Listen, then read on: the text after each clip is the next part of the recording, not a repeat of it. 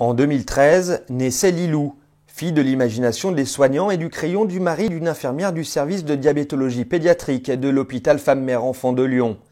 Pendant 3 ans, grâce à elle, les soignants ont pu expliquer aux jeunes malades ce qui se passe dans l'organisme d'une personne qui souffre de diabète. Aujourd'hui, Lilou est toujours présente sur les murs, mais face à elle, des tablettes numériques et une application, Lilou et le diabète, sont à la disposition des patients.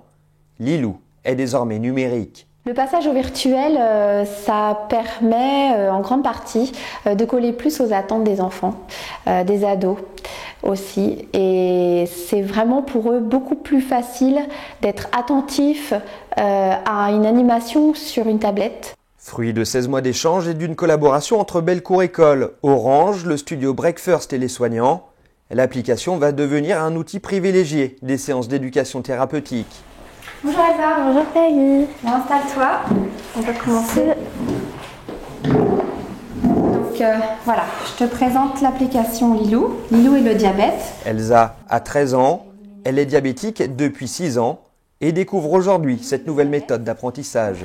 Cette nouvelle application, je pense qu'elle est bien, qu'elle peut nous aider, qu'elle peut nous servir à...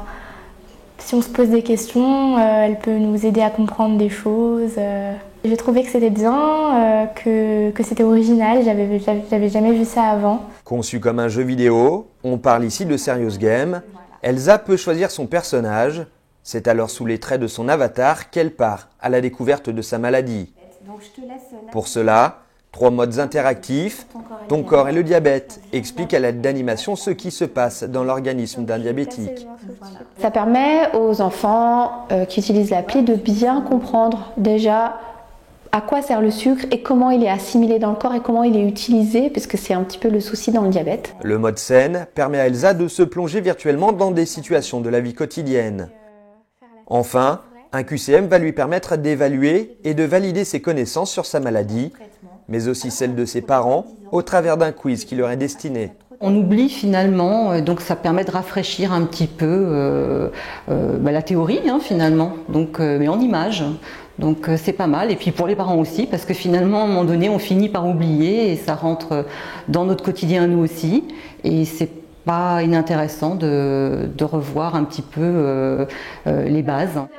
Avec ce bar à tablette, l'équipe soignante mise donc sur une forme de sensibilisation ludique, interactive et motivante, parce qu'il est nécessaire que les enfants s'approprient très vite leur maladie et qu'il est toujours plus facile d'apprendre en se distrayant.